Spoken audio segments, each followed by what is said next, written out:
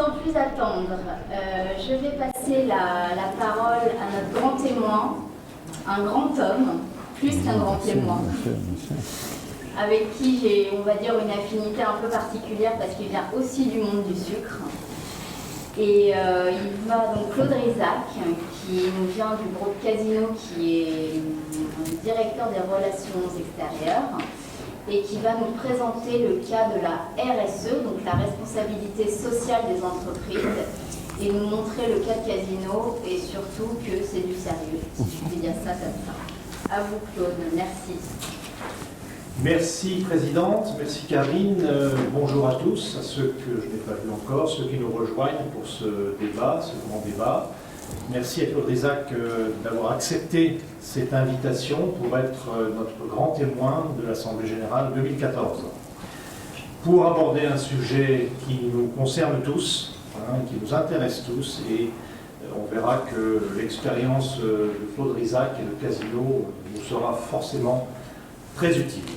Alors, un préalable à cet entretien, Claude et moi, nous nous connaissons également depuis longtemps, mais puisque nous sommes en direct, tout au moins nous sommes enregistrés pour une éventuelle diffusion sur le site internet, mon cher Claude, je vais te demander la permission de te vouvoyer. Voilà. Ça va être difficile pour moi. Ça va être difficile, mais on va faire l'exercice pendant 1 heure, c'est pas trop. De telle sorte que l'on puisse garder une certaine distance si l'on veut valoriser, j'en suis sûr, cet entretien qui sera très riche. Alors, pour commencer, il me revient de vous présenter Claude Rizac, directeur des relations extérieures depuis 2007 auprès du président, directeur général du groupe Casino, M. Jean-Charles Naouri. Mais auparavant, effectivement, vous étiez directeur général du CEDUS, le Centre d'études et de documentation du sucre, l'outil promotionnel de l'interprofession betterave-sucre. Auparavant encore, directeur de la communication, puis directeur des affaires publiques dans le groupe Pernod Ricard. Et antérieurement, vous aviez des responsabilités à Radio France auprès du président Roland Faure, et notamment donc, au sein de son cabinet. Voilà, alors j'ai envie de vous demander, et alors je vais effectivement, on peut faire écho aussi de quelques relations plus personnelles. Je me souviens par exemple que vous êtes un fidèle participant des congrès de l'AFJA, du temps où j'étais moi-même journaliste, et le samedi matin au petit déjeuner on se rencontrait et on discutait parce que vous étiez fidèle à ces rendez-vous, et d'ailleurs, cerise sur le gâteau, vous êtes adhérent du CERPA. À jour de cotisation, je tiens à le préciser parce que j'ai vérifié avant de venir. Donc tout est parfait et on peut démarrer. Et j'ai envie de vous demander dans un premier temps de nous définir un peu cette fonction de directeur des relations extérieures. Et le directeur des relations extérieures n'est pas l'homme de la communication, c'est plutôt souvent l'homme de la coulisse en fait. Eh bien c'est un travail, je dirais, traditionnel d'affaires publiques. D'abord examiner tous les textes législatifs, réglementaires, qu'ils soient nationaux ou européens, qui peuvent avoir un impact sur notre secteur de la distribution, sur la vie du groupe, essayer d'en tirer une doctrine, essayer de dialoguer avec les parties prenantes, que ce soit nos confrères, les autres organisations professionnelles, les pouvoirs publics, le Parlement. Ça, c'est la première partie de la tâche. La seconde est peut-être un peu plus diffuse. C'est au fond être l'homme qui va à l'extérieur et qui rencontre les uns et les autres. Pour le monde agricole et agroalimentaire, ça peut être les syndicats professionnels, les organisations de toutes sortes. Enfin voilà, c'est assez varié. C'est également avec des dimensions aussi internationales, puisque le groupe est un groupe international. Alors, quelles sont vos relations avec le président ? Le président de la société ou le président de la République? Le président ou la présidente, Casino, ou la présidente. Voilà. Ces relations sont non pas quotidiennes, mais extrêmement fréquentes. Voilà, c'est les relations d'un collaborateur qui est sur un peu tous les fronts, hein, bien entendu, aussi sur des fronts de communication de crise quelquefois, et sur tous les sujets qui impactent la vie du groupe quotidiennement. La vie d'un groupe de distribution est très dense et très riche. Il y a des magasins ouverts du lundi au dimanche, aux quatre coins du monde, et tous les jours de l'année.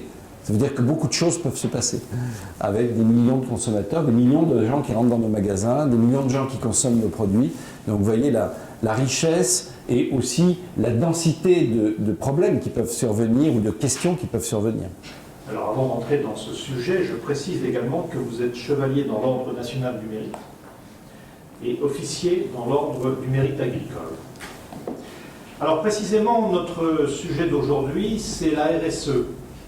Alors on a, pour provoquer un peu, on a intitulé cette soirée « La RSE, c'est du sérieux ». On va essayer de le prouver. On a tous les éléments, je crois, pour tenter de le prouver. RSE, responsabilité sociétale ou sociale des entreprises. Je dirais que peu importe l'intitulé, on est très proche du développement durable dans sa globalité. L'important, je crois, c'est de considérer les trois piliers de cette démarche, c'est-à-dire l'économique, l'environnement et le social. Et je crois que c'est ce qu'on va essayer de montrer. Alors effectivement, c'est une démarche qui est devenue incontournable, qu'on le veuille ou non, dans le monde des entreprises et des organisations. Une démarche qui peut être mise à mal si elle est mal illustrée, hein, et je crois qu'on aura l'occasion de combattre le greenwashing ou le social washing. En tout cas, beaucoup s'y touchent, enfin beaucoup y touchent, mais peu réussissent à faire quelque chose de sérieux. Et ce qui nous a intéressé en vous invitant aujourd'hui, Claude, c'est que en novembre 2013, Casino a reçu le Grand Prix 2013 de communication et entreprise. Et ce soir-là, nous étions là, avec Florence d'ailleurs, Florence Doc-Macro, et très vite on a eu cette idée de vous inviter pour l'Assemblée Générale du CIRPA. Et dans la foulée, en février 2014, Casino a reçu également le Grand Prix ESSEC de la distribution responsable. Donc, au moins deux bonnes raisons d'échanger avec vous aujourd'hui. Et pour nous au CIRPA, une occasion unique de traiter ces sujets.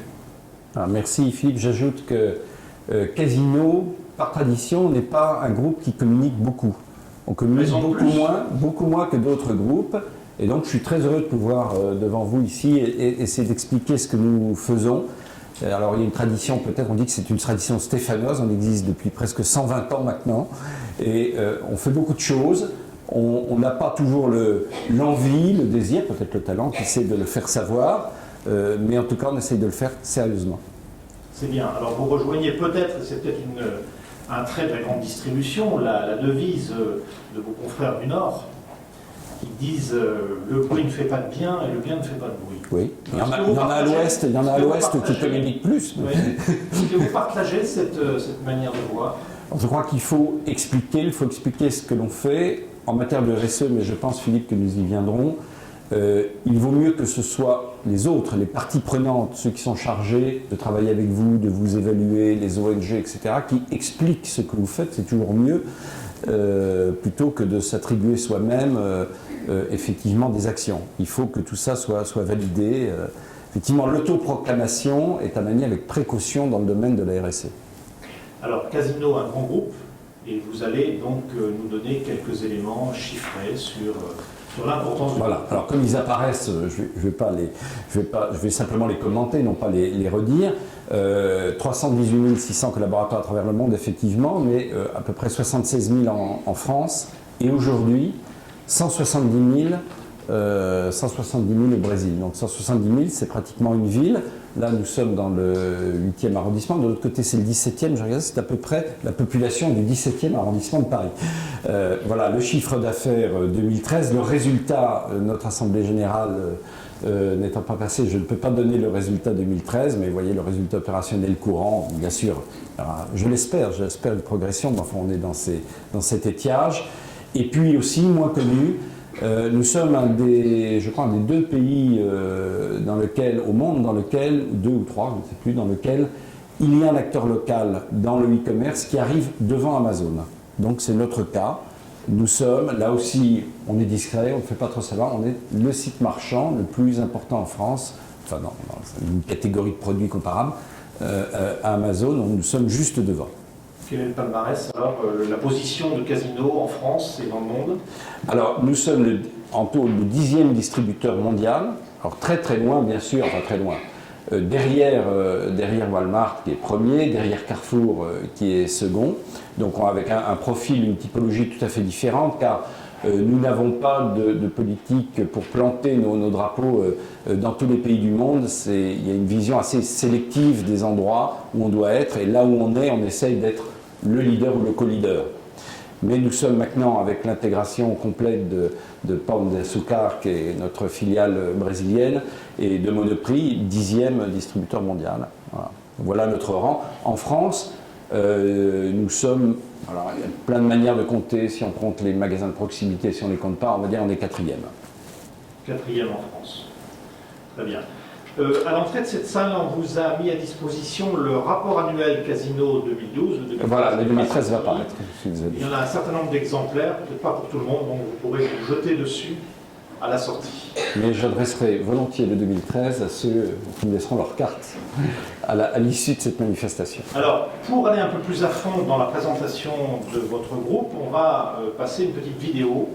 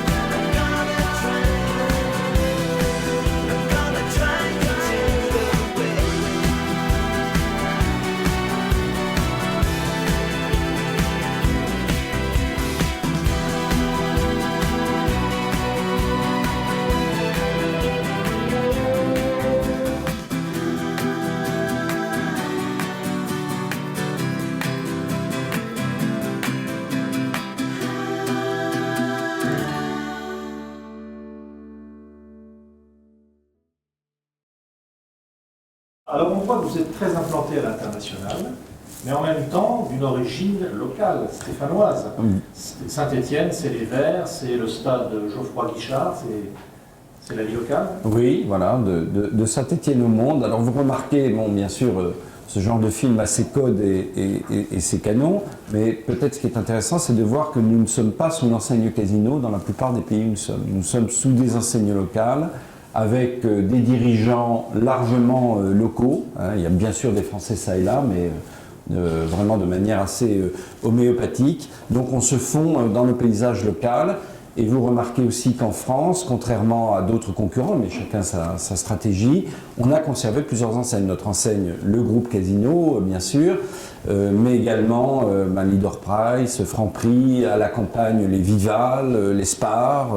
Voilà, tout ça, ce sont des enseignes. Donc nous n'avons pas essayé à toute force d'unifier les différents types de commerces qui s'adressent à différents types de consommateurs dans des lieux différents.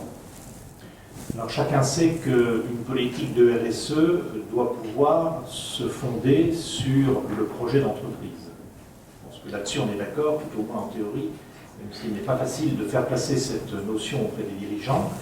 Et dans ce projet d'entreprise, il y a notamment des valeurs que l'entreprise définit. Et pour Casino, les 4 valeurs, c'est conquête, exigence, loyauté et solidarité. Vous pouvez nous expliquer un petit peu ce qu'il y a derrière ces mots et comment ces valeurs ont été définies et comment s'appliquent-elles? Bien, Conquête, c'est, vous l'avez évoqué vous-même, c'est ce groupe qui part de Saint-Étienne. D'ailleurs, même le premier magasin part de Vauche, près de Saint-Étienne, même pas de Saint-Étienne, ensuite de Feurs, ensuite de Saint-Étienne, vers le monde. L'exigence, c'est l'exigence que la réalisation opérationnelle de ce que nous faisons soit impeccable, mais ça n'est pas très facile dans la distribution. On a beaucoup de magasins, il y a beaucoup de personnel. Ça, c'est une vraie préoccupation. Nous ne maîtrisons pas au quotidien l'ensemble des flux entrants, l'ensemble de tout ce qui se passe dans nos magasins. Donc, il faut donner des standards d'exigence très forts. Ça va des achats jusqu'au magasin, jusqu'à la logistique. La loyauté, je ne commande pas, ça me semble aller de soi, mais peut-être que l'origine familiale de notre groupe, qui est un dirigeant et qui finalement est demeuré, même si ça n'est pas la même famille, il y a toujours cette idée de loyauté. Et puis la solidarité, je crois vraiment, bien sûr, ce sont des mots, on essaye de la mettre en œuvre à travers de nos fondations, à travers la manière dont est géré l'aspect social. Voilà, c'est une donnée. Et par exemple, là, on travaille beaucoup sur les questions de... Alors, nous ne sommes pas les seuls, certains confrères le font aussi, mais je crois qu'on était très moteur dans les questions de dons alimentaires. Par exemple, ça, c'est comment on peut faire, effectivement, pour éviter le gaspillage alimentaire. Et puis, la question du don, qui n'est pas l'intégralité de la question du gaspillage, mais qui est un des paramètres. Et puis, la diversité, nourrir un monde de diversité, voilà, on peut le prendre dans tous les sens, et on a raison de le prendre dans tous les sens. Il y a un peu, quand même, une explication de texte. Alors bien sûr, bon, je crois que c'est une phrase à double entrée. Nous nourrissons des gens différents. Ils sont différents parce qu'ils ont des besoins différents, des âges différents, ils n'habitent pas au même endroit, ça c'est le premier point. Et puis l'autre versant, c'est que très tôt, nous avons eu un responsable de la diversité. Nous sommes, je crois, une des premières entreprises françaises, il est toujours là, il s'appelle Mansour Zoberi, il est même maintenant membre de la HALD, et c'était probablement dans les entreprises françaises un des tout premiers responsables de la diversité, dans la distribution sans doute. C'est Antoine Guichard qui, à l'époque, avait voulu ce poste. Antoine Guichard était à l'origine de la création de FAS avec Martine Aubry, donc agir contre l'exclusion. Et il faut se remettre dans le contexte de l'époque, c'était les émeutes de Vaux-en-Velin. Et Antoine Guichard a décidé que, puisqu'il y avait eu des émeutes à Vaux-en-Velin, on allait créer un magasin à Vaux-en-Velin et montrer qu'on pouvait ouvrir un supermarché avec des gens locaux qu'on allait former et que ça allait très bien se passer. Et le magasin est toujours là et ça se passe toujours très bien. Je repose ma question, comment ces valeurs ont été définies? Alors, je crois que là, je veux bien m'attarder sur la question. Je ne suis pas certain que ce soit intéressant. C'est un process habituel dans toutes les entreprises.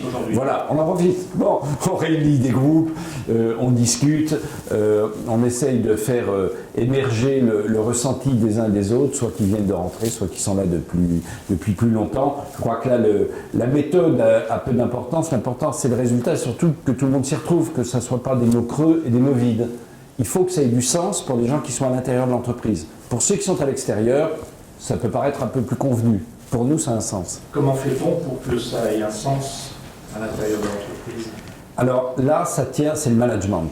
Voilà. Il faut que les managers soient formés. D'ailleurs, cette année encore, moi qui ai une équipe et qui suis un manager, on m'a rappelé, avant les entretiens de fin d'année, que nous passons tous avec nos supérieurs hiérarchiques et que nous passons avec nos collaborateurs, eh bien, on m'a rappelé que ces valeurs étaient des valeurs managériales qui devaient être prises en compte dans les entretiens. Et c'est vivant, ça continue, il faut, c'est pas juste des mots qu'on a posés sur une plaquette, il faut que par le management, et le management doit donner l'exemple et doit infuser, je dirais, ces valeurs. On verra comment la communication peut aider le management. Voilà, sachant que nous sommes dans une, entre guillemets, industrie de main-d'œuvre. Hein, voilà, plus de 300 000 personnes. Alors, le sujet d'aujourd'hui, le thème d'aujourd'hui n'est pas les relations de la grande distribution avec les agriculteurs, ni avec les industriels, mais néanmoins, puisque c'est un sujet qui fâche, qui peut fâcher, on va l'éliminer rapidement. Mais votre perception de ces relations, on va dire, un peu infernales, du triangle infernal entre agriculture, industrie et grande distribution. Comment vous percevez ça chez Casino? Voilà, là, je reconnais le côté taquin de Philippe Pelzer. Donc, effectivement, abordant cette question, pour moi qui était, vous le savez, dans l'industrie et dans le monde industriel et agricole, donc je vois ça, je dirais, des deux côtés. On ne va rien dire de définitif aujourd'hui là-dessus. Je peux peut-être faire 2 ou 3 observations. Vous dire d'abord que le pays où ces relations sont totalement apaisées, on nous le décrit souvent dans les journaux, il n'existe pas. Partout au monde, bien sûr, entre l'acheteur et le vendeur, mais c'est pareil si vous achetez une voiture ou un appartement, il y a un conflit d'intérêts et donc il faut trouver la résolution raisonnable de ce conflit. Mais il existe partout. Quand on vous dit ailleurs, c'est beaucoup plus cool, il n'y a pas cette espèce de choc, cette hystérisation des relations en janvier-février, puisque selon la loi, tout doit être terminé et signé fin février.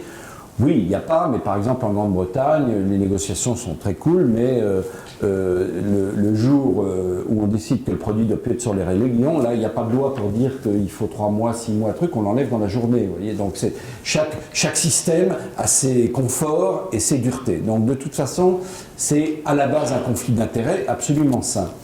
Je vais juste faire 2 ou 3 réflexions qui ne sont pas conclusives par rapport à ce sujet. Dire que finalement les relations entre la distribution et le monde agricole sont meilleures qu'on ne le pense. Parce que le monde agricole ne se résume pas au syndicalisme agricole, même si le syndicalisme agricole est utile, bien sûr, absolument indispensable. Il a construit beaucoup de choses dans notre pays et je le respecte, hein, je le dis d'emblée, même plus que le respecter. Il a fondé beaucoup de choses dans notre pays, mais on ne saurait résoudre ou résumer les relations du monde agricole et de la distribution en relations des syndicats avec la distribution. Et justement, la distribution, ce ne sont pas, nous avons un syndicat, mais ce sont des enseignes. Donc c'est compliqué pour des enseignes de discuter avec un monde syndical. On n'est pas sur le même registre. Et souvent, il y a une difficulté qui naît de cela. Ensuite, c'est de dire que, j'entends souvent dire, il faut que le monde agricole s'organise face à ce monde ultra concentré de la distribution. Il reste 6 distributeurs en France. Alors d'abord, observons que c'est beaucoup plus que dans beaucoup d'autres pays. Dans beaucoup de pays, vous n'avez plus que 2 distributeurs, 3. Il y en a encore 6 en France. Et nous, distributeurs, nous souhaitons un monde agricole organisé. Nous souhaitons qu'il s'organise pour pouvoir répondre à nos demandes. C'est plus facile pour nous de discuter et d'avoir en face des grandes structures, qu'elles soient coopératives, enfin bon, il y a plein de manières de s'organiser, mais qu'elles soient organisées. S'organiser naturellement pour être mieux et meilleur dans le marché, pas comme de temps en temps ça arrive, s'abstraire du marché. Il ne s'agit pas de s'entendre, il ne s'agit pas de s'organiser au détriment du consommateur, mais il s'agit de s'organiser pour être meilleur dans le marché. Et ça, la distribution, en fait, le souhaite. 2 autres points rapides. J'entends souvent dire qu'il faut que le consommateur prenne l'habitude ou comprenne qu'il doit payer son alimentation. Qui ne serait d'accord avec cela? Qui ne serait d'accord avec cela? Maintenant, comment on fait? Les dernières études que moi j'ai en main démontrent que 70% des Français font leurs courses à 5 € près, et qu'à l'intérieur, et que 30%, donc 70 disons 30, font leurs courses à 1 € près. Alors vous allez me dire que c'est un peu théorique, parce que les gens, au fond, est-ce qu'ils savent ce qu'ils payent et ça. En tout cas, c'est leur ressenti, c'est ce qu'ils disent. Voilà, ça c'est une réalité. Alors on me dit, mais oui, mais ils payent des abonnements de téléphone, etc. Ils peuvent bien payer leur alimentation. Mais on a raison, vous avez raison, nous avons raison. L'alimentation a une valeur, a une très grande valeur, et il faut lui donner une valeur. Mais simplement, en ce moment, on est face, particulièrement dans notre pays, avec la situation économique que vous connaissez, disons la situation de l'emploi que vous connaissez, face à une vraie difficulté. Je vais vous donner un ratio qui n'est pas exactement une image, il n'est pas absolument scientifique, il est vrai sur certains secteurs et moins vrai sur d'autres, mais 1% de hausse de prix, 1% de baisse de consommation. On l'a vu sur les produits laitiers l'année dernière. Voilà, c'est une réalité, donc il faut qu'on s'en sorte ensemble. Troisième... Vous disiez, quand on préparait ce débat, la guerre des prix est destructrice. Bien, la guerre des prix, personne ne la souhaite, mais elle existe, et donc on est dans un monde de concurrence et on doit effectivement répondre à la concurrence. On doit s'aligner, on doit offrir aux consommateurs ce qu'il peut trouver. La dernière réflexion, et puis peut-être Philippe Pelzer voilà, se trouvera satisfait par cette dernière réflexion sur les relations de la distribution et du monde agricole ou agroalimentaire, c'est de dire que le consommateur ne peut pas être tenu, et en amont, le distributeur ne peut pas être tenu comptable des choix qui peuvent être faits de modèles, je dirais, dans le monde de la production. Dire qu'au fond, depuis 50 ans, il y a le syndicat majoritaire va vers un certain modèle, défend un certain type de modèle, à mon avis, avec juste raison, mais ça a des conséquences économiques par rapport à d'autres pays qui ont fait un autre choix. Et ça, si vous voulez, c'est quelque chose qui est difficile à entrevoir. Par exemple, nous savons qu'il y a certains secteurs qui sont en difficulté pour des difficultés absolument objectives. L'année dernière, c'était la hausse de l'alimentation, du coût de l'alimentation animale, parce que c'est des facteurs objectifs, des facteurs de marché. Et donc, il faut que nous, les distributeurs, on le comprenne et qu'on l'accompagne. On ne peut pas faire comme si ces difficultés n'existent pas. Et d'ailleurs, quelles que soient les gesticulations des uns et des autres, en réalité, on le prend en compte.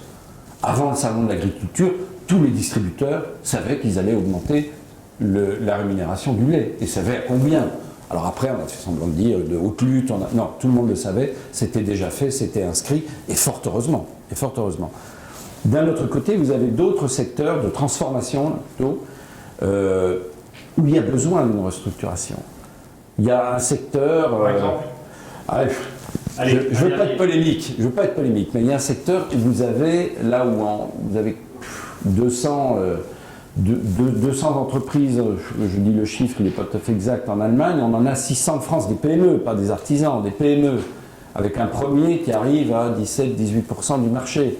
Ça, le distributeur n'y peut rien. On voit bien que derrière, il faut de la restructuration industrielle, peut-être de la coopération entre les entreprises, parce qu'on a aussi en France un souci est vraiment légitime d'aménagement du territoire. Je veux dire, au fond, ces activités font vivre des territoires, etc. On ne peut pas s'en abstraire, d'ailleurs, on verra plus loin, on va voir ça plus loin. Voilà, alors, le temps passe, mais en tout cas, voilà, quelques réflexions que je voudrais positives, non polémiques, mais néanmoins assez précises sur les relations avec le monde agricole. Il trace un petit peu le socle sur lequel on va entamer notre discussion sur la RSE. Alors, vous dites, chez Casino, il y a un esprit RSE. Qu'est-ce que ça veut dire et qui s'occupe de la RSE chez Casino? Alors, ce n'est pas Claude Rizac, c'est un directeur de la RSE qui s'appelle Mathieu Richer, mais si je suis présent ici, c'est qu'on est tous impliqués. Quand je dirais tous, c'est tous les gens qui sont à des niveaux de direction générale. Il y a un comité RSE d'ailleurs, de manière à impliquer, personne ne doit se sentir en dehors du sujet, en disant au fond, le sujet il est pour le spécialiste, on a un directeur du RSE, donc on ne s'en occupe pas. Non, il faut que tout le monde se sente impliqué, et pour que tout le monde se sente impliqué, il faut que les responsables au meilleur niveau soient autour d'une table et que quand on sort, ils soient comptables de la mise en œuvre de ce qui a été décidé. Et bien sûr, ça va dans plein de directions, vous avez rappelé aujourd'hui, il y a le social, hein, j'ai parlé de la diversité, mais on verra, il y a d'autres sujets, donc employeurs engagés, commerçants responsables, ça c'est les produits. Alors, un peu le piège de la RSE, vous voyez, j'ai plein de fiches. C'est qu'on peut faire une énumération absolument assommante de tout ce que nous faisons d'extraordinaire dans le domaine de la pêche durable, dans le domaine... Enfin voilà, on pourrait citer beaucoup d'actions. On ne le fera pas aujourd'hui, sauf si vous m'y invitez sur tel ou tel point. Mais en tout cas, il y a la responsabilité liée aux produits que nous vendons, à nos relations avec les fournisseurs, mais aussi au fait qu'on contrôle ce que font nos fournisseurs, d'où que ça vienne. Bon. Partenaires de confiance, voilà, on est dans la même idée de relation avec les uns et les autres, avec des parties prenantes qui ne sont pas uniquement nos fournisseurs d'ailleurs. Acteur local, solidaire, ben oui, là où on est, il faut essayer de travailler. Je parlais du don alimentaire, on a vu des images de nos fondations. Nous avons des fondations orientées vers l'enfance. En France, ça peut être le sujet quelquefois, mais ce n'est pas un sujet majoritaire. En Colombie, notre problème n'est pas de savoir si on va faire aller les enfants au théâtre. Le problème, c'est que les enfants se nourrissent pour qu'il n'y ait pas de retard de croissance qui les empêche d'avoir une scolarité normale plus tard. Par exemple, voilà. Donc ça, c'est des vrais sujets locaux qu'on met en œuvre. Et puis mobiliser pour l'environnement, le mot se suffit à lui seul. Mais attention, l'environnement, ce n'est pas uniquement les produits alimentaires ou non alimentaires. Ce sont aussi nos magasins. C'est aussi le transport. Donc on reviendra là-dessus. Toutes les dimensions. Alors justement, on va voir une petite séquence qui est destinée à vos collaborateurs, si j'ai compris, pour leur expliquer en quoi les magasins sont compatibles RSE.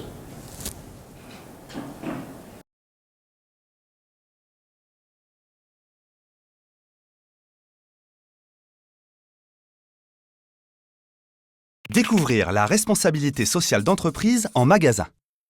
Le groupe Casino et ses collaborateurs travaillent chaque jour à améliorer l'impact social et sociétal de ces magasins tout en réduisant leur impact environnemental. Notre objectif ? Être un commerçant toujours plus responsable pour contribuer à un développement durable de nos activités. Mais êtes-vous bien au courant de toutes les initiatives des magasins ? Par exemple, saviez-vous que chaque année nous distribuons au moins l'équivalent de 5 millions de repas aux banques alimentaires ? Eh non ! Nous communiquons peu sur notre politique de responsabilité sociale, sociétale et environnementale d'entreprise, la RSE comme on dit. Et nos actions en magasin sont également peu connues. Alors allons-y, choisissons un magasin Casino et découvrons comment est mise en place notre politique RSE en situation réelle. Entrons. Alors, où suis-je ? Ah, voilà, en haut à gauche avec mon caddie. Allons-y. Hop, premier arrêt. Le groupe Casino met à la disposition de ses clients des bacs de recyclage à l'entrée des magasins. Lorsque vous allez faire vos courses, n'oubliez pas vos cartouches d'encre, piles et lampes usagées. Plus de 190 tonnes de piles et batteries ont été collectées cette année par exemple. Casino encourage ainsi ses clients à adopter les bons gestes et à réduire l'impact sur l'environnement des produits usagés.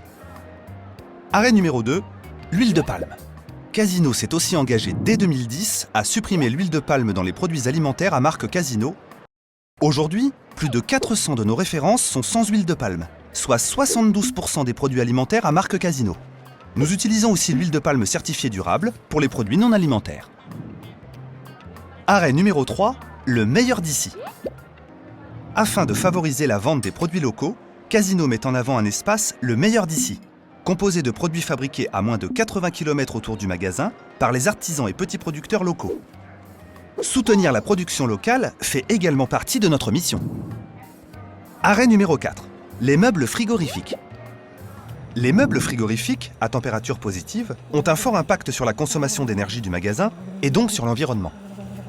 Le groupe Casino s'engage à fermer d'ici 2020 75% de ces meubles en vue d'améliorer l'efficacité énergétique de ces magasins. D'ailleurs, en parlant de froid, nos camions de livraison City Green s'améliorent constamment en utilisant la réfrigération à l'azote liquide, ce qui nous fait économiser 20 tonnes de CO2 par an par camion. C'est aussi ça des magasins qui font attention à l'environnement. Casino promeut depuis plus de 20 ans la diversité sous toutes ses formes et s'engage dans le recrutement et la formation des personnes handicapées, qui représentent plus de 10% de nos employés, mais aussi en faveur de l'égalité professionnelle entre les femmes et les hommes. Arrêt numéro 5. L'amélioration nutritionnelle des produits Casino. La marque Casino s'engage à améliorer la qualité de vos repas. Les recettes de plus de 1100 produits de la marque Casino ont été reformulées afin de diminuer la teneur en sel, en sucre et en matières grasses pour un meilleur équilibre nutritionnel. Un travail continu. Arrêt numéro 6. Le coin bio. Consommer bio, c'est prendre soin de l'environnement, mais aussi s'alimenter mieux. L'agriculture biologique interdit l'usage de produits chimiques de synthèse, protège les équilibres naturels du sol et des plantes, tout en veillant au bien-être animal. Depuis 1999, Casino n'a cessé d'élargir son offre de produits bio avec plus de 330 références à marque Casino. Vous trouverez facilement tous ces produits dans l'espace bio du magasin. Vous savez, ce sont les produits avec ce logo. Vous les connaissez déjà. Arrêt numéro 7. l'affichage environnemental. Vous le savez, consommer a un impact sur l'environnement. Pour informer ses clients et encourager le choix de produits plus respectueux de l'environnement, Casino a été le pionnier de l'affichage environnemental. Avec l'indice carbone puis l'indice environnemental, nos clients connaissent l'impact des produits Casino et avec nos fournisseurs, nous le réduisons dès que cela est possible. Dernier arrêt, le commerce équitable. Casino commercialise de nombreux produits certifiés Max Havelaar, dont une trentaine sous sa marque Casino. Vous les trouverez un peu partout dans nos magasins avec le logo correspondant. Et nous voici en caisse, où chaque jour, ce sont plus de 35 000 talents comme Lilia et Abdel qui se mettent au service de tous nos clients. Ah oui, j'oubliais, 24 centrales solaires ont été installées par le groupe, soit plus de 95 000 panneaux.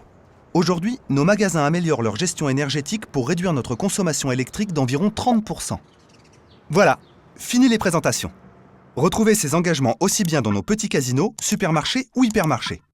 Si vous souhaitez en savoir plus, rendez-vous sur le site internet du groupe Casino, www.groupe-casino.fr ou l'intranet. Groupe Casino, nourrir un monde de diversité, durablement. Alors ça paraît complet comme ça paraît... C'est un film de formation, je le précise. On a l'impression que tout est dans tout, et réciproquement. Oui, c'est vrai. On passe du produit, on revient vers le transport, vers la livraison, vers le social. Enfin, tout est dans le magasin en tout cas, parce que finalement c'est le point d'arrivée pour nous, hein, et le point de passage de nos clients. Alors beaucoup de choses sous le vocable de la RSE, et on a choisi donc de focaliser sur trois points assez précis. Le premier concerne la consommation responsable. Et là, vous avez lancé une opération qui s'appelle « Choisir, c'est agir, agir rend heureux ». Alors là, ça demande aussi une explication. Oui, alors l'explication, c'est d'abord une rencontre, enfin pour ma part, c'est une rencontre que j'ai faite depuis longtemps, mais une rencontre du groupe Casino avec Yann Arthus Bertrand. Yann Arthus Bertrand, vous le connaissez tous, c'est un artiste, c'est un photographe, et c'est devenu un environnementaliste, un militant de la cause écologique. Et en dialoguant avec lui, nous soutenons sa fondation, qui s'appelle Good Planet. Et puis au fil des années, on lui a dit, bon c'est très bien, on vous donne quelques fonds tous les ans pour faire vivre la fondation, c'est parfait, on prône la consommation responsable, mais qu'est-ce que la consommation responsable ? C'est bien d'être un lanceur d'alerte. Et je crois que ça, c'est important pour nous tous, de penser que le temps des lanceurs d'alerte, il existe toujours, bien sûr, mais maintenant, on a besoin aussi de gens qui ne nous disent pas seulement le monde, le genre humain va vers sa fin et la planète se dégrade de jour en jour. On a besoin de gens qui nous disent « oui, mais voilà ce qu'on peut faire tous les jours ». Ça, je crois que c'est vraiment une évolution, et ça peut être les mêmes personnes, mais pas forcément. Donc on a mis en quelque sorte la Fondation Good Planet et Yann Arthus Bertrand au défi. C'est-à-dire de lui dire, est-ce que vous acceptez de vous mouiller, au fond, d'aller dans nos magasins, de regarder nos produits et de nous dire, alors non pas de conseiller nos produits, Yann Arthus Bertrand n'est pas là pour faire la publicité, pas du tout, mais de nous dire, voilà, il y a telle problématique, par exemple la pêche des grands fonds, la préservation des milieux marins, et nous en face, vous voyez, tout fonctionne par deux, nous en face, voilà ce qu'on propose aux consommateurs. Alors ça ne veut pas dire que Good Planet fait de la promotion, mais quelque part ils ont regardé et ils ont accepté que la solution que nous offrons pour consommer durablement est sinon la meilleure, parce que dans ce cadre-là, on fait avec ce qu'on a, mais au moins la plus optimisée. Alors, est-ce que qui c'est puisse facile exister. de travailler avec les ONG ? Alors, je vais répondre à votre question de manière générale. Pour Good Planet, c'est tous les ans des discussions très longues, très détaillées, très techniques. Ce ne sont pas des gens qui laissent passer des choses qui ne leur conviennent pas. Si ça ne leur convient pas, ils nous le disent. Donc il faut, nous, qu'on soit prêts à accepter ça. Et il y a des sujets sur lesquels nous pouvons nous améliorer. On n'a pas assez d'offres, par exemple, en textile, en coton équitable, alors pour des tas de raisons qu'on pourrait expliquer, mais on peut s'améliorer là. Sur la pêche, Yann Arthus Bertrand, qui a fait un très beau film sur les océans, nous a vraiment permis de nous améliorer. Et chaque année, d'ailleurs, on enlève de la commercialisation certaines espèces des grands fonds. Donc, Là, il y a eu de leur part une prise de risque aussi. Parce que pour une ONG, être dans un magasin, c'était une prise de risque. Ils l'ont prise et ça a très bien marché. Donc on va recommencer là en septembre, je crois, Pierre, pour la deuxième année. Alors, je réponds. Le jeu est équilibré ? Le jeu est très équilibré. Là, on a trouvé effectivement une forme d'équilibre avec Yann Arthus Bertrand et Good Planet. Alors, avec les ONG de manière générale, et je crois que chacun d'entre vous, dans votre travail, vous avez sûrement affaire à des ONG qui viennent vous voir, qui vous interrogent, qui vous envoient des questionnaires. Je crois qu'il faut être clair. On a besoin des ONG, on a besoin de leur expertise, on a besoin de validation, on a besoin d'un regard extérieur. Mais, Philippe, si vous pouvez me passer, voilà. Vous voyez ce rapport annuel, puis il est doublé, ça c'est un rapport sur les données extra-financières. Mais vous avez le même, en plus gros encore, sur les données financières. Les entreprises sont aujourd'hui tenues à un exercice de transparence, mais inédit dans l'histoire économique. Au fond, il y a tout. Il y a les salaires des dirigeants, il y a plein de choses. Donc les ONG savent tout sur nous. Donc, pour reprendre une phrase de la Bible qui dit « Mais qui gardera les gardiens du temple ?» Alors il faut aussi que les ONG fassent cet effort de transparence. Donc quand nous avons affaire à une ONG, et on a bien discuté de cela avec le directeur de la RSE, eh bien nous voulons savoir si c'est une association, si elle a vraiment des adhérents, des cotisations, une vie démocratique, si le président est un vrai président ou un salarié, est-ce qu'il est élu, de quand date la dernière Assemblée Générale. Au début ça peut choquer, les gens disent mais enfin, attendez, nous nous sommes parés de la vertu des ONG, on dit non mais pas de problème, simplement vous nous connaissez, on veut vous connaître. Et vous avez obtenu gain de cause ? Très souvent, oui, une fois la compréhension, la première surprise venue, je crois qu'il y a un dialogue qui s'instaure. Cela dit, il n'y a pas d'agence de notation des ONG, mais je crois que ça va venir. C'est un sujet qui est quand même en débat au niveau européen, alors peut-être pas la notation des ONG, mais en tout cas un standard d'information déjà à donner sur le financement. Parce qu'autrement, toutes les manipulations peuvent être éventuellement possibles. Alors ça ne remet pas en cause la bonne foi, la technicité, l'engagement de la plupart des ONG. Mais néanmoins, je crois que face à l'exigence de plus en plus grande de transparence envers nos entreprises ou nos organisations, nos organismes, eh bien, en face, il doit y avoir la même exigence vis-à-vis des ONG. Ok, alors le deuxième volet que l'on voulait illustrer, c'est la lutte contre les discriminations. Alors, la femme n'est pas une discrimination, mais par contre, vous prenez la montée en puissance des femmes dans l'entreprise. Ça veut dire quoi chez Casino ? Alors, chez Casino, la distribution est un monde à l'origine historiquement assez masculin, il faut bien le dire. Donc nous avons essayé de faire monter en puissance et en responsabilité des femmes dans l'entreprise. Donc on trouve de plus en plus de femmes directeurs de magasins. La patronne de la logistique chez nous est une femme. La logistique, c'est des centaines de camions, des entrepôts, etc. C'est une très jeune femme qui est ingénieure et qui est directrice de la logistique. Nous avons une femme, je crois qu'il n'y en a pas beaucoup en France, peut-être est-ce même la seule qui dirige un réseau, c'est Tina Schuller qui dirige Leader Price. Et puis, il faut partir de la base, c'est-à-dire qu'on a un groupe qu'on appelle Jeunes Talents. Ce sont des jeunes gens dont on imagine que par leur niveau d'études, leur engagement et leur qualité, ils vont pouvoir progresser dans l'entreprise. Et la parité est absolument stricte dans ce groupe. Ce qui veut dire que mécaniquement là, non, peut-être pas une stricte parité, mais en tout cas, une parité pourra être atteinte dans les années à venir. Et la deuxième chose, c'est que chaque année, nous prenons une catégorie de personnel et on examine les carrières. Et si on estime que sans justification de niveau, de compétences et de résultats, une femme a par rapport à la moyenne des hommes un salaire moindre, on réaligne. Donc on prend une catégorie chaque année. Voilà, ça, et au plus haut niveau, comité exécutif, comité de direction, est-ce qu'il y a des femmes ? Alors il y a des femmes au conseil d'administration, il y a des femmes au comité exécutif en effet. Oui. Alors pas assez, mais il y en a. Cela dit, je ne voudrais pas tomber dans le travers que je citais tout à l'heure, c'est-à-dire de faire un catalogue de tout ce qu'on fait de formidable. Mais c'est vrai, moi je suis assez fier de travailler dans une entreprise où il y a 10,7% d'handicapés. Alors justement, la prise en compte du handicap, c'est quoi ? Alors la prise en compte du handicap, c'est aménager des postes de travail pour tout type de handicap, hein, bien entendu. C'est pas uniquement un handicap moteur, ça peut être visuel, ça peut être auditif. Alors ce qui est amusant, c'est que souvent quand on va dans des administrations, vous savez, bon, d'abord l'entreprise, le monde de l'entreprise, et puis alors le monde de la distribution, dire c'est bien, vous avez 10%. Donc moi j'adore, comme vous, depuis que je suis tout petit, recevoir des bons points et des images, mais j'explique que moi je serais heureux de savoir que dans l'administration qui me reçoit, il y a le même résultat du 10,7, mais on en est loin, en général. Mais il y a beaucoup de progrès aussi, je dois le reconnaître, mais on en est encore loin. Alors, une petite séquence sur la prise en compte du handicap.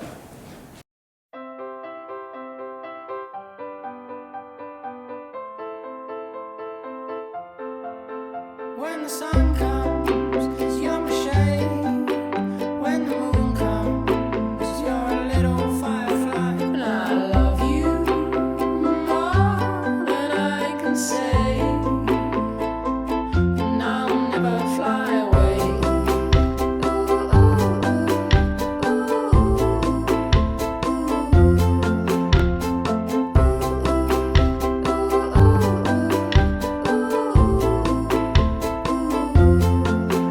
I'm your firefly, I'm your shade. I wanna live in a house that we made. I wanna love you every day. And I'll never fly away.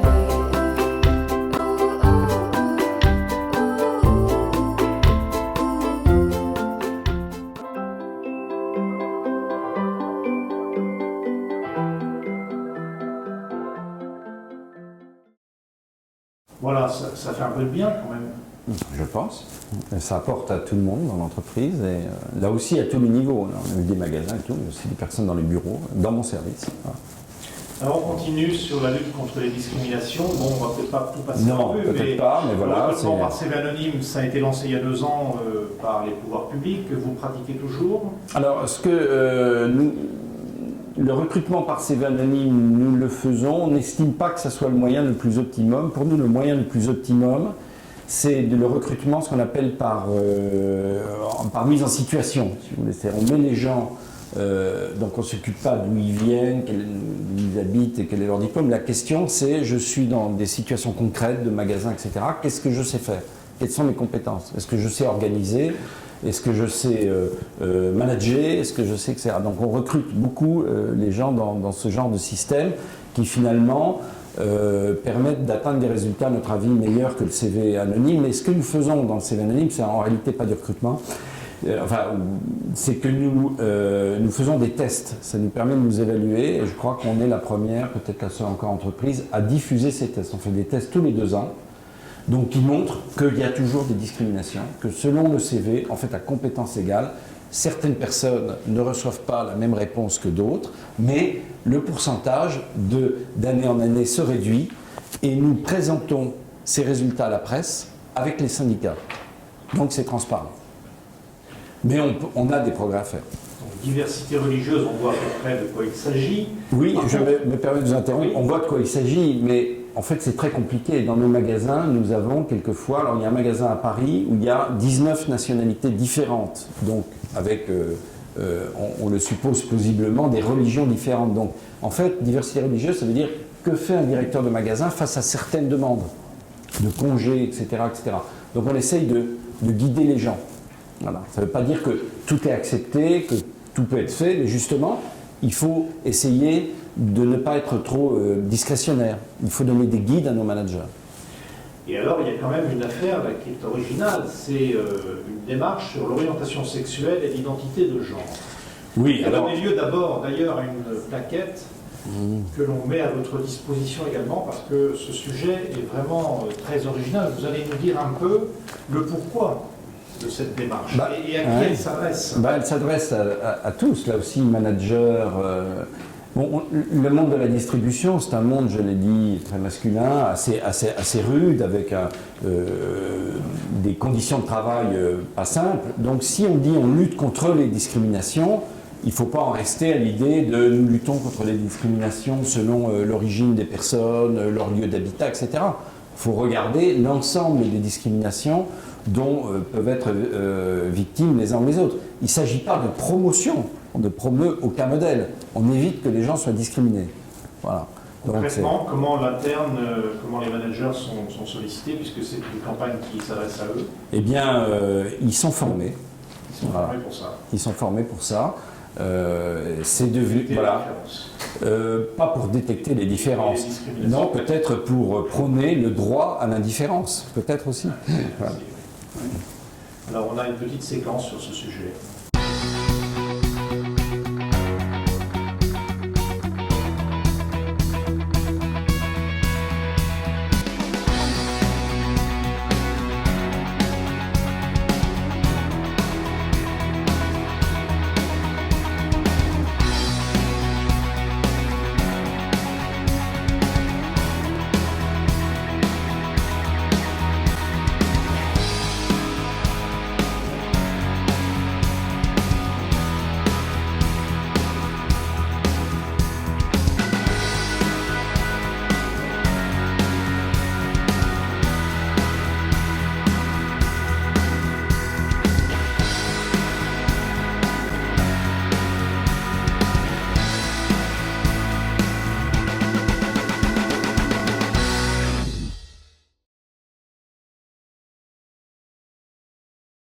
La mentalité évolue?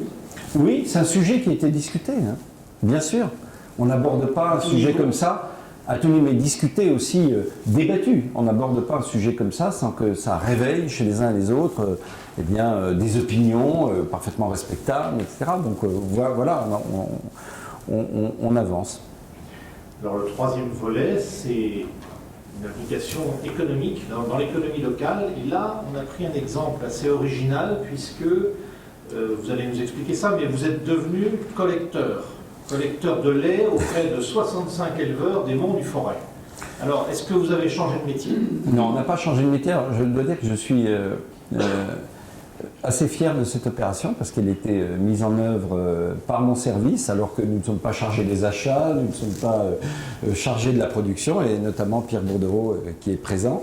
L'histoire est simple, vous savez, nous sommes stéphanois, donc les Monts du Forêt, joli massif, un peu contrefort du massif central, tout près de Saint-Étienne. Et il y a une production locale qui s'appelle la Fourme de Montbrison, où il y a deux producteurs principaux. L'un c'est une grande firme nationale, c'est Lactalis, et puis l'autre c'était un faiseur local, mais assez important, avec une vingtaine de salariés dans 2 petits sites de production. Donc il collectait effectivement le lait de 65 exploitations, et puis malheureusement, cette entreprise a fait faillite, enfin est en cessation de paiement, a été reprise, mais malheureusement sans succès, par quelqu'un qui était un individuel, mais qui n'a pas pu poursuivre. Et finalement, pendant un an et demi, ces producteurs qui sont en moyenne montagne, donc avec des difficultés de collecte que vous connaissez, beaucoup de professionnels parmi vous, ont été dans la plus grande difficulté. Donc ils avaient une coopérative de collecte. Avec cette coopérative de collecte, ils ont essayé de vendre le lait sur les marchés spot. Et donc quand c'était au plus haut, ça marchait bien. Quand c'était bas, c'était moins bien. C'était de toute façon difficile et ils perdaient de l'argent tous les mois. Il y a beaucoup de gens qui sont passés, envoyés par les ministères, les préfectures, qui ont regardé, des inspecteurs, etc. Mais enfin, ça fait beaucoup de rapports, mais pas tellement de résultats concrets. Et un jour, ces gens sont venus me voir en me disant, voilà, on va voir toute la GD, comme on dit dans l'agriculture, on en a encore à la GD, hein. On va voir toute la GD et on voudrait que vous nous aidiez à mettre le lait en bouteille. Finalement, en Casino, c'est normal, on est les locaux, nous avons relevé le défi avec quand même une difficulté, c'est que eh bien, les producteurs de lait, coopératifs ou privés, enfin les transformateurs, pardon, coopératifs ou privés présents dans la zone, n'ont refusé ces 65 producteurs. C'est comme ça, la solidarité n'est pas toujours au rendez-vous. Donc on s'est battu, on a fini par trouver une solution, certes un peu plus lointaine, mais comme les bouteilles ensuite repartent dans la France entière, c'était pas finalement, même écologiquement très impactant. On a pris une bouteille avec une réduction de matière, il n'y a pas d'opercule aluminium, enfin tout ça est bien. Et par chance, le site de production a redémarré grâce à un fromager local qui a repris le site. Donc finalement, entre lui et nous, on a pu reprendre. Alors certains, malheureusement, producteurs ont arrêté, quelques-uns, pas beaucoup. Et puis à deux, on a pu reprendre et faire ce lait qui est un lait de niche, je dirais, mais on avait prévu, parce qu'on ne voulait pas être déceptif, c'est des tout petits volumes, hein, mais on avait dit aux agriculteurs, on va essayer de faire 800 000 litres en un an. Et en fait, les 800 000 litres, ils étaient faits au bout de 8 mois. Alors maintenant, on va avoir des problèmes d'approvisionnement. On a dépassé le million. Ça se passe bien. Et surtout, ce qui est important, c'est que ça s'est fait en totale transparence. C'est-à-dire que les producteurs de lait savent exactement combien coûte le bouchon, combien coûte la bouteille, quelle est notre marge. Enfin, tout est totalement transparent du début à la fin du process. Et je crois que c'est un petit exemple, hein, bien sûr, c'est un tout petit volume. Ça pourrait servir à la distribution en général et nous servir, alors pas sur des gros volumes, sur des grosses productions, mais dans certains cas, je crois que là, on a un système, je dirais, de coopération, pas coopération, c'est une coopérative, mais un système d'alliance qui est intéressant. Alors, est-ce que c'est un coup pour voir ou est-ce que c'est destiné à se reproduire ailleurs? Moi, j'aimerais bien le reproduire ailleurs, et j'ai quelques idées. Voilà, j'ai quelques idées. Mais là, c'était particulièrement... et c'est vendu à un prix relativement compétitif. Le réseau a fait des efforts, parce qu'au fond, le lait, vous voyez, ça c'est aussi quelque chose que on sait quand on est dans la distribution, et que quand on est dans la production, et que je dialogue, comme je vais le faire dans quelques jours avec la FNPL, par temps calme, parce que c'est intéressant de dialoguer par temps calme, dont on ne se rend toujours pas compte, c'est que c'est un automatisme, c'est une convenience, comme on dit. On tend la main vers la bouteille de lait qu'on est habitué, bleue, vous voyez, quand il y a, on tend la main, on est habitué, on prend, ou on regarde le prix, et on prend le plus bas, parce que c'est une commodité. Donc quand on nous dit, mais attendez, vous n'en êtes pas 2 centimes près, non, le consommateur, lui, sur des produits comme ça, malheureusement, il va vers la facilité, vers le lait le moins cher, etc. Alors, c'est pas vrai pour tous les produits, mais c'est vrai pour le lait. Et c'est vrai, sans doute, Karine, pour le sucre. Le sucre de bouche. En même temps, ça a le même goût, hein, tous les sucres et tous les laits. Ne le dites pas. Alors, pour terminer ce tour d'horizon, mais on va aller très vite parce que le temps passe, quelques éléments concernant vos interlocuteurs, par exemple les agences de notation. Est-ce que ce sont des gens que vous aimez bien? On ne se pose pas la question de savoir si on les aime ou on les aime pas, puisqu'ils sont là. Donc on essaye de répondre à leurs questions de la manière la plus fiable possible. Alors il y a effectivement des agences de notation qui ont plutôt une vision environnementale ou sociétale, et d'autres qui sont plus tournés vers les investisseurs, qui vont analyser les notations extra-financières et les communiquer à des investisseurs qui eux-mêmes ont des paramètres qui souhaitent investir dans des... et proposer... Rappelez-nous un peu le montage capitalistique de Casino. Alors, Casino est détenu par Rallye, voilà, qui était une chaîne d'hypermarchés bretonne, et maintenant c'est devenu des casinos, qui est détenu, alors voilà, c'est une série d'actionnaires, et il y a une partie qui est dans le marché, qui est à la bourse. Voilà, ben il y a plus de 50% qui est à la bourse. Voilà. D'accord. Puis il y a aussi le rôle des organismes internationaux, donc notamment le Global Compact. Vous avez signé la charte du Global Compact en 2009, on n'aura pas le temps de regarder ça. Qu'est-ce que ça vous apporte, le Global Compact? Alors le Global Compact, c'est l'action de l'Organisation des Nations Unies envers le monde économique. Et la pensée qu'il fallait donner un cadre général, minimum, je dirais, à l'action des entreprises en matière environnementale, en matière sociale, etc. Alors je ne dirais pas que c'est le plus petit dénominateur, c'est pas vrai, mais je veux dire c'est quand même assez large. Après, sur chaque item, chaque entreprise peut faire mieux, peut faire plus. Mais au moins il y a une vision mondiale et il y a une vision partagée. Alors cela dit, ce ne sont pas des logos qu'on vous donne comme ça, hein. Bien sûr, il y a un audit, et cet audit est refait régulièrement pour le Global Compact, je ne sais plus d'ailleurs la fréquence. On parlait notamment des relations avec les fournisseurs dans les pays émergents. Alors, effectivement, ça c'est un sujet qui est venu beaucoup dans l'actualité par l'affaire de Renault Plaza, dans lequel d'ailleurs Casino n'était pas impliqué, on n'était pas acheteur dans cette usine, et on est un tout petit intervenant au Bangladesh. Néanmoins, ça nous a interpellés comme tout le monde. Donc là, je ne vous détaille pas les choses, mais il y a c'est très difficile parce que nous avons un organisme qui s'appelle l'Initiative Clause Sociale, ICS, qui essaye de donner des standards d'audit. Nous faisons des audits très fréquents, mais évidemment, on ne peut pas les faire tous les ans sur tous les fournisseurs, c'est une évidence. Et puis, quand on est au Bangladesh, on se dit, on veut un papier pour savoir si l'usine dans laquelle on fait tel vêtement, si elle est construite solidement, si il y a les sorties de secours, etc., etc. Alors, on peut vous donner un papier sur un tampon. Ça ne vous dit pas si l'usine qui vous l'a donné n'a pas elle-même un sous-traitant occulte, etc. Donc, ce sont des affaires très compliquées. Ce n'est pas parce que c'est compliqué qu'il faut renoncer naturellement à faire quelque chose, à aller plus loin. Mais je dirais que malheureusement, ces victimes du Rana Plaza, ça a permis quand même une prise de conscience extrêmement forte en Occident et donc peut-être une accélération de la pression que nous pouvons faire aussi sur les gouvernements et sur les autorités locales.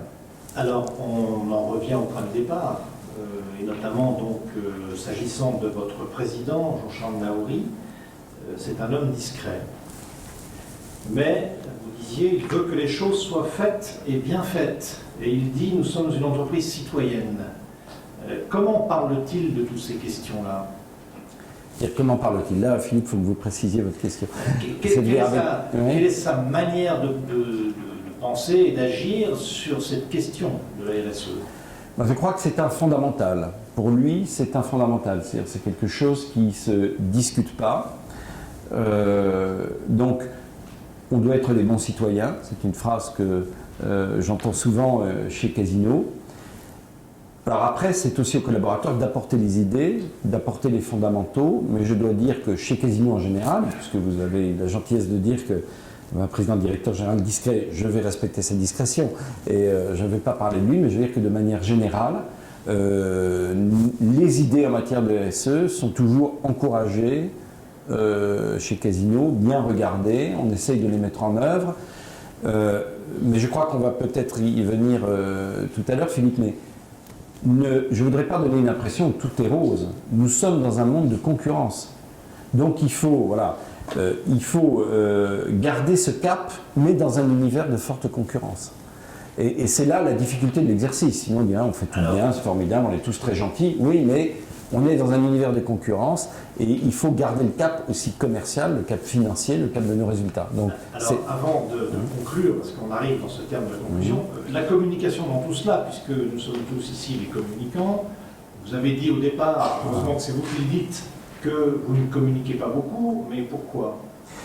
Alors, je vais donner quelques explications qui sont sans doute mauvaises. Je dis peut-être notre tradition provinciale, stéphanoise, notre ancienneté, etc. Le fait aussi que, de manière générale, il faut quand même être très prudent sur tous ces sujets. Vous essayez de faire bien, vous pouvez toujours être pris à revers. On l'a vu dans les différentes crises alimentaires, etc. Tout le monde essaye de bien faire son métier, personne n'est à l'abri d'une escroquerie, parce que c'est bien de ça dont il s'agissait. Personne n'est à l'abri d'une tromperie à l'espèce, puisque tout le monde en a profité pour parler de l'origine, mais je rappelle que ce n'était pas une tromperie sur l'origine géographique, mais sur l'espèce. Voilà, on essaye de bien faire, on peut toujours être pris à revers, donc il faut être prudent. Il ne faut pas partir tout seul à toute vitesse en mettant plein gaz, mais il faut toujours être accompagné des gens qui savent, des ONG, des associations, des experts. Et finalement, c'est bien mieux quand ils parlent de vous. Enfin, c'est une vieille règle de la communication, c'est pas ici que je vais la diffuser, tout le monde le sait, mais il vaut mieux qu'on parle de vous plutôt que vous racontiez vous-même ce que vous faites. Et puis, ça peut vous revenir comme un élastique, parce que les gens cherchent. Alors au début, je pense, nous, on a 400 produits sans huile de palme, par exemple. Eh bien, si vous dites quelle est l'enseigne qui a parlé le plus de la suppression de l'huile de palme, c'est sûrement pas Casino que vous citerez, c'est sûrement une autre enseigne. Et cette autre enseigne a quelques dizaines de produits. Quand elle a commencé à communiquer, elle avait quelques dizaines de produits. Nous, notre direction nous a demandé de ne pas communiquer tant qu'on n'en serait pas à 400 produits.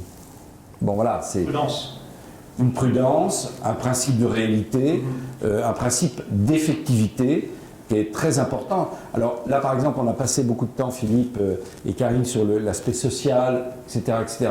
est-ce à dire que chez nous, il n'y aurait plus aucune discrimination, qu'il n'y aurait jamais plus aucun mot, aucun geste déplacé bien sûr que non. Donc, voilà, on travaille, mais prudence. Alors, est-ce qu'il est possible d'établir des relations de confiance dans la vérité? Oui, mais la confiance, oui, c'est un débat quasi philosophique. J'ai dit à Philippe, c'est presque un titre d'encyclique papale, carrément. La confiance dans la vérité, c'est magnifique. Oui, on peut avoir... mais la confiance, elle repose sur la démonstration. Donc il faut toujours être prêt à démontrer, dans ce domaine. Après, il y a d'autres domaines dans lesquels on peut choisir de faire confiance sans démontrer. Mais dans celui-là, alors la vérité, disons dans une vérité, ou dans un progrès, en tout cas il faut être dans une notion de progrès. On ne peut pas s'arrêter, Alors c'est vrai que les demandes sociétales sur la RSE, les demandes, peuvent paraître quelquefois excessives, sans fin. Alors il faut effectivement faire attention à ce que ça ne devienne pas trop normatif. Il faut faire attention aussi à ce que économiquement, nous puissions supporter le poids de tout cela. Hein, il y a le grand débat, effectivement, du monde agricole. Puisque je suis aussi repas en France en disant, mais regardez ce qu'on met dans notre sac à dos comme contrainte et comme contrôle, et on ne le met pas aux autres. Et quand même, il faut aussi entendre ce discours. Il faut aussi raisonner, c'est pas tout est bon chez nous, et ailleurs, il n'y a aucun contrôle, et naturellement, tout ça est n'importe quoi, c'est un peu plus compliqué. Mais c'est vrai que chez nous, par exemple, sur le plan agricole, il y a vraiment... des contraintes qui sont posées et sur lesquelles on doit trouver la réponse à l'équation économique. C'est vrai aussi. Alors, au fond, est-ce que la RSE peut permettre de réhabiliter ou de renforcer l'esprit entrepreneurial? Je veux dire par là, de redonner à l'économie et à l'entreprise en particulier toutes ces lettres de noblesse. Ah oui, je pense que oui. Alors, il y a une question sous-jacente. Est-ce que l'économie verte existe? Ça, je ne sais pas. Finalement, au strict plan de la théorie économique, ce n'est pas encore démontré. Que ça soit un marché, c'est sûr. Est-ce que quelque part, c'est une économie qui trouve son équilibre? On ne le sait pas encore. Mais néanmoins, de travailler dans un sens de la responsabilité sociale de l'entreprise, je pense que c'est très motivant pour les jeunes qui veulent créer leur entreprise, que ça, comment dire, c'est indispensable. Aujourd'hui, l'entreprise ne peut plus être le lieu où on cache et où on trompe. Voilà, ça c'est sûr. Alors je ne dis pas que ça l'était majoritairement avant, mais qu'aujourd'hui il y a vraiment une attente de la société, et que c'est vrai, Philippe, je suis d'accord avec cette conclusion qui est la vôtre, mais je la partage. La RSE, ça devient un levier, ça infuse l'entreprise. C'est pas une direction, c'est pas une catégorie, c'est pas un rapport annuel, c'est quelque chose qui doit infuser les actions de l'entreprise. Merci Claude. Merci à tous. Eh bien, nous avons le temps de quelques questions à votre discrétion. Oui. J'avais oublié qu'il y avait des questions. Bonjour, Christian Laurent. Bonjour. Là, je vais parler en tant que consommateur, car je suis un de vos clients. Je consomme la marque Casino et Monoprix, et j'en suis un fidèle, j'ai les cartes de fidélité. Je peux les montrer s'il le faut. Je connais même pas Rodea Succar au Brésil, voilà, parce que j'y vais souvent. Tout ce que vous avez présenté, je le dis pour tout le monde, me paraît juste et exact. Il y a un point par contre, moi, mais que vous n'évoquez pas, mais que j'aimerais qu'on défende en tant que citoyen, parce que moi je suis choqué, c'est les problèmes sur les DLC. Je sais que vous faites des efforts là-dessus, c'est-à-dire que vous promotionnez certains produits qui arrivent sur des dates qui vont être finales, et vous donnez l'exemple. Je connais aussi bien les géants que les hyper de votre groupe, donc je suis vraiment un client.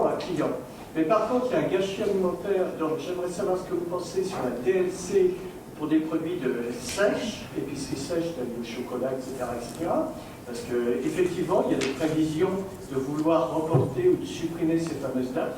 Et puis, il y a aussi, aux États-Unis, ça se pratique, il y a ce qu'on appelle des glaneurs, qui viennent récupérer des produits qui arrivent vraiment en date de fin de consommation, alors que certains supermarchés, je ne sais pas ce que pratique le groupe Casino dans ce domaine, qui mettent de l'eau de javel pour que les gens ne récupèrent pas. Et je trouve ça absolument scandaleux, le gâchis alimentaire. Voilà.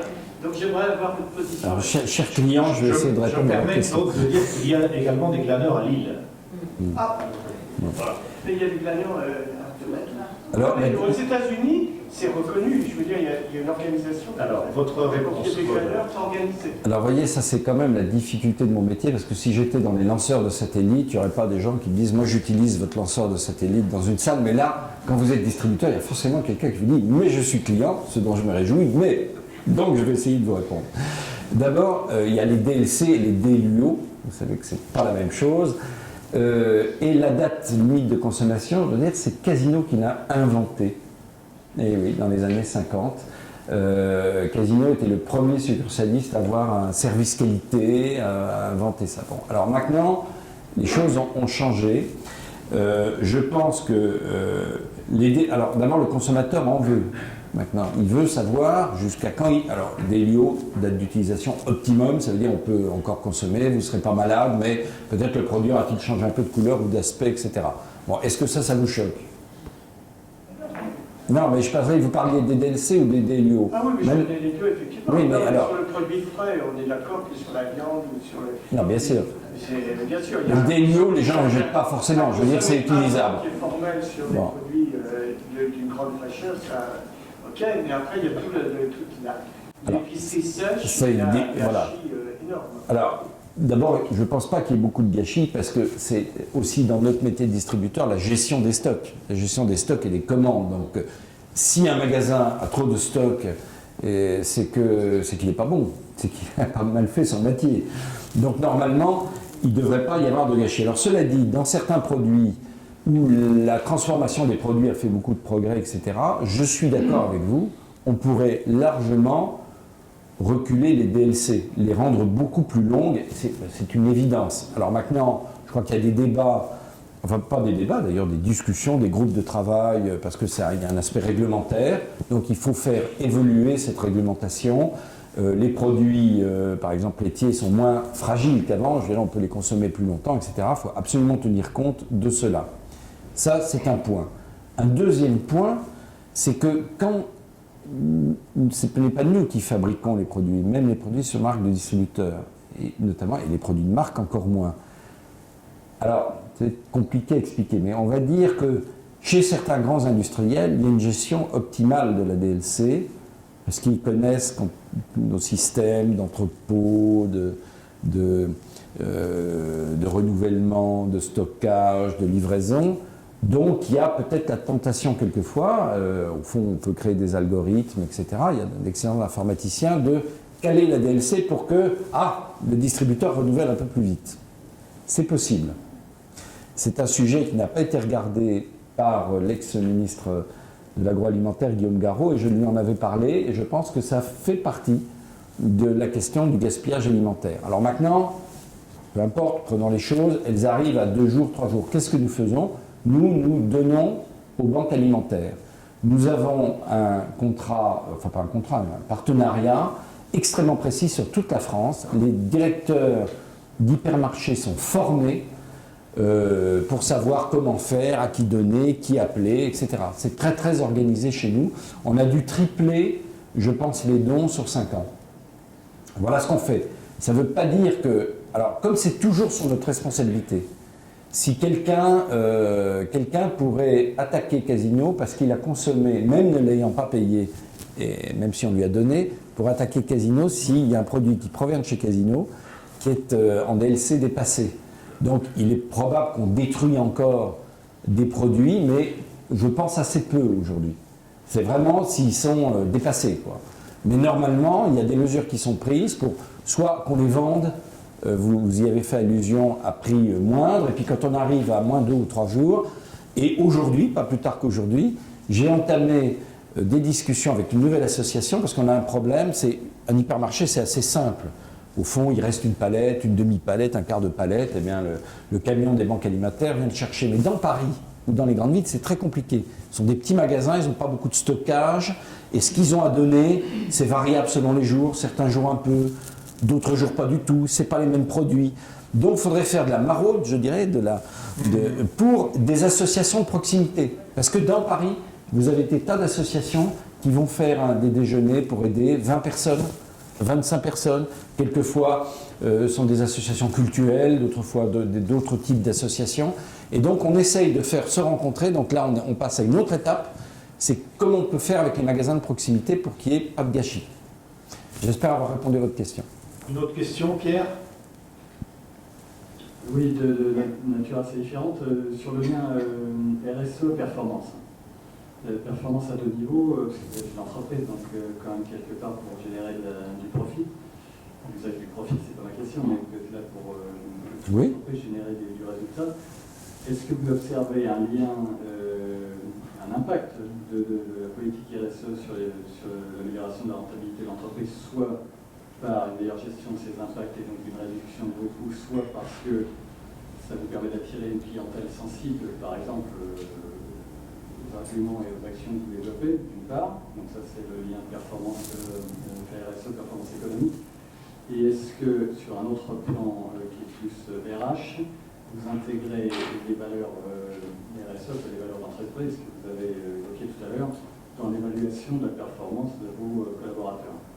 Oui, alors je réponds tout de suite à la dernière question, j'ai fait allusion tout à l'heure, oui, et au cas où on l'aurait oublié, on nous le rappelle à nous managers avant les entretiens, en nous disant voilà, il faut absolument intégrer cela, et on décline, c'est-à-dire c'est pas uniquement les 5 mots, on essaye d'aller plus loin, de voir en quoi. Donc je dirais c'est intégré. Cela dit, on n'est pas une entreprise parfaite pour autant, hein, des conflits, voilà, dans toutes les entreprises. Sur est-ce que c'est générateur de profit, enfin, vous avez donné toutes les réponses, c'est ça qui est terrible dans votre question. Oui, en effet, quand on ferme les meubles de froid, vous avez vu, c'est certain, on fait des économies d'énergie. Alors il y a un coût, il y a un investissement, mais on fait des économies d'énergie. Quand nous mettons des panneaux photovoltaïques, non pas seulement sur nos toits, mais on l'a vu dans le film du début, sur les ombrières de parking, bien sûr, c'est un revenu pour nous. Donc la qualité énergétique de nos bâtiments, on travaille beaucoup là-dessus. Et d'ailleurs, on a une petite filiale spécialisée qui s'appelle Green Yellow, qui est une sorte de start-up avec des jeunes à l'intérieur de l'entreprise. Et elle va proposer ses services au magasin par des contrats, en disant, moi, je vais regarder absolument tous vos flux, les flux frigorigènes, etc., et je vais vous faire gagner de l'argent. C'est quasiment une prestation voilà, où il y a un retour. Il y a d'autres cas. Autre exemple, le bio, ça marche très bien en ce moment. J'ai eu justement aujourd'hui, avant de venir, la responsable des produits bio qui me dit qu'il y a un vrai décollage sur les derniers mois. Enfin bon, c'était en progression, mais là, il y a un vrai décollage dans les derniers mois de l'année qui semble, mais qui est très très spectaculaire. Voilà. En revanche, il y a d'autres sujets où c'est moins évident. On parlait par exemple du commerce équitable. Le commerce équitable aujourd'hui a des difficultés, qui ne sont pas très grandes, mais enfin, vous voyez, ce n'est pas en progression. Parce que peut-être ça s'applique à une catégorie de produits qui finalement est restreinte. On connaît tous le chocolat, le café, etc. On en cite 5 ou 6, puis c'est difficile d'aller au-delà. Peut-être aussi que par temps de crise, et c'est peut-être pas une bonne nouvelle, les gens sont plus sensibles à la solidarité près de chez eux qu'à la solidarité loin de chez eux.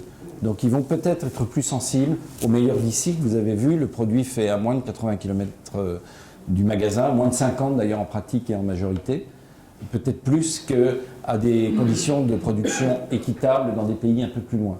Donc, mais par exemple, si on dit le produit équitable, il a encore quelque chose en plus, il est par exemple équitable et bio, là ça marche. Donc il y a vraiment, je dirais bien sûr, nous sommes des commerçants, et donc nous mettons sur nos rayons les choses que les gens attendent. Mais cela dit, dans toutes les actions déclinées, vous en avez vu sûrement, qui finalement n'ont pas d'impact sur notre compte de résultat, voire un impact négatif. La politique sociale, par exemple, coûte cher. Et je crois, moi j'ai pas honte de le dire, c'est ce qui distingue des entreprises intégrées. Alors, je vais parler de nos grandes entreprises. Vous savez la différence entre les indépendants et les intégrés. Je pense qu'on a une politique sociale par notre taille et par le fait qu'il y a un dialogue social qui est tout de même plus élevé, donc qui coûte cher et qui, effectivement, il y a une différence de modèle économique entre les... Alors, ça ne veut pas dire, je ne suis pas en train de noircir le tableau, de dire que les indépendants n'ont aucune politique sociale, après c'est magasin par magasin, mais il y a quand même une différence de coûts salarial globaux très très forte. Très très très très forte. Une dernière question? Oui. Oui, on comprend, et c'est très louable, votre tradition de discrétion. Mais est-ce qu'il n'y a pas un risque sur ces sujets de RSE à apparaître peut-être comme challenger, alors que vous êtes apparemment plutôt assez leader? Quand par exemple vous parlez de votre concurrent breton qui annonce qu'il vend 10 produits sans huile de palme. J'ai pas dit breton, j'ai dit de l'Ouest. La Bretagne à l'Ouest. Alors que vous en vendez peut-être 400 fois plus, et du coup dans l'opinion, est-ce qu'il n'y a pas un risque que l'opinion vous retienne comme sur ces sujets plutôt challenger? Oui, ben, je peux dire que oui, c'est un risque. Cela dit, au fond, les gens connaissent leur enseigne parce qu'ils vont dans l'enseigne. Oui. Le prix joue beaucoup. Il y a une forte concurrence, contrairement à ce qu'on pense, une très forte concurrence entre nous. La moitié, par exemple, la moitié de nos géants sont frontalement en concurrence avec Leclerc. Donc au fond, c'est l'expérience magasin qui compte. C'était ce qui est un peu décrit par ce petit film de formation. On rentre dans le magasin et finalement on voit. Donc c'est cette expérience, chez Monoprix pareil, c'est cette expérience client qui est importante. Et c'est ça notre meilleur vecteur de communication. Au fond, est-ce que c'est très important de communiquer dans des médias nationaux qui ne sont pas vus d'ailleurs aujourd'hui par l'ensemble de la population? Mais je ne peux pas dire qu'il n'y a pas de risque. Vous avez raison. Vous avez raison. Voilà, je pense que nous allons terminer cette soirée. Merci. En remerciant infiniment Claude d'avoir remercie. accepté de jouer le jeu avec clarté et franchise. Merci beaucoup. Et je passe la parole à notre présidente. Donc on va conclure cet après-midi dense. Merci beaucoup Claude pour cet éclairage. Je ne sais pas vous, mais en tout cas moi j'ai appris beaucoup de choses sur un thème qui peut rester assez conceptuel entre guillemets. Donc ça nous est vraiment utile d'avoir mis des mots et des images sur tout ça et on voit que c'est du concret, si ce n'est du sérieux en plus. Et il est quand même heureux de voir que si en temps de crise, il n'y a pas que le seul intérêt économique qui prône. Et ça fait plaisir de voir qu'il y a de la place pour les handicapés, mais aussi pour les femmes. Et ça, j'ai retenu le message. Bienvenue.